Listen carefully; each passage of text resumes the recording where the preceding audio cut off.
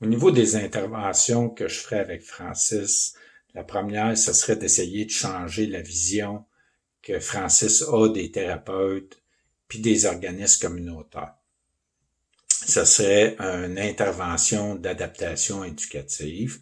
En premier lieu, j'essayerais de faire des recherches à Francis pour qu'il comprenne tout l'univers du stress post-traumatique, puis ce que ça l'amène dans sa vie de tous les jours.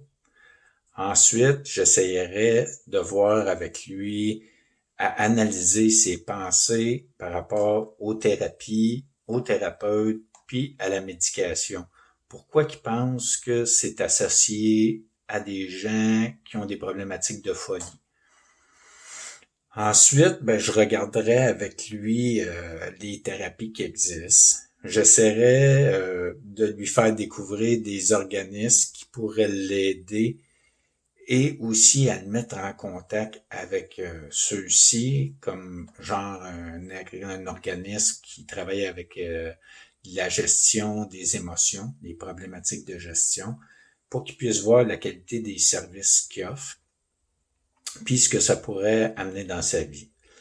Suite à ça, on regardera ensemble des thérapies qui utilisent pas la médication, comme la TCC, la thérapie cognitive comportementale, la EMDR ou les thérapies d'hypnose qui permettent de changer les sentiments par rapport à des émotions vécues.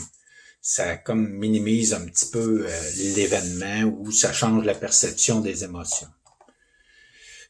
Comme deuxième intervention, je travaillerai avec Francis au niveau de la gestion des émotions. Ce sera encore une intervention d'adaptation éducative. Ce que je ferais, c'est avec Francis, dans cette intervention-là, ce que ça amènerait, c'est amènerait Francis à prendre conscience de ses émotions, de sa rage. J'accompagnerais celui-ci à consulter un organisme comme la Maison Le Passeur afin de modifier ses pensées puis ses comportements problématiques. Pourquoi qu'on choisirait cet organisme-là? C'est parce qu'il utilise l'approche cognitive comportementale qui est particulièrement adaptée pour des problèmes de stress post-traumatique. Avec Francis, ils vont l'amener à prendre conscience de ses pensées, ses émotions et ses comportements. Quand il va être face à un stresseur, ils vont l'aider à changer son discours interne puis diminuer son hyper-réactivité.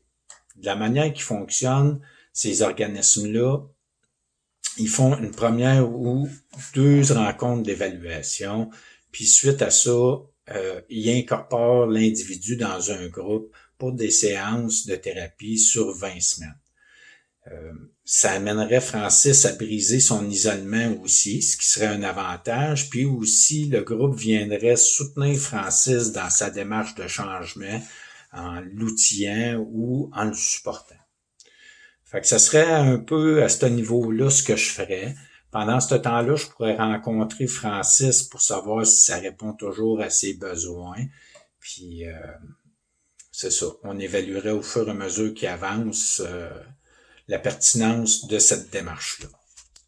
Après ça, viendrait ma troisième intervention qui pourrait avoir lieu pendant...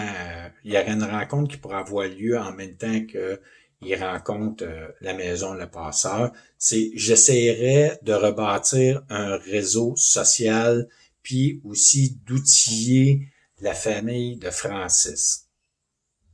Fait que ce que je ferais avec Francis, c'est j'essaierais de le mettre en contact avec des ressources d'aide aux anciens combattants comme la ligne d'anciens combattants Canada.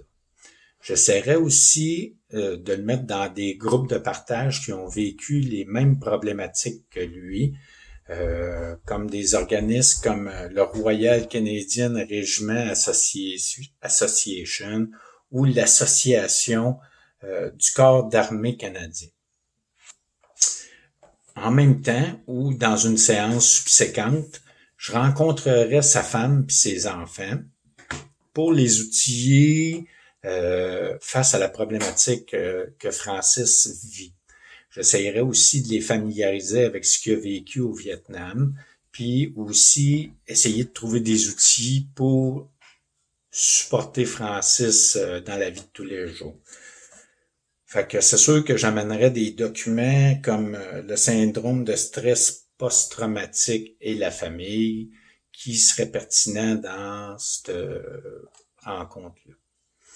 Suite à ça, ben, je pourrais rencontrer Francis pour voir si ça répond bien à ses besoins, puis si au niveau de la réinsertion sociale, ça l'a aidé.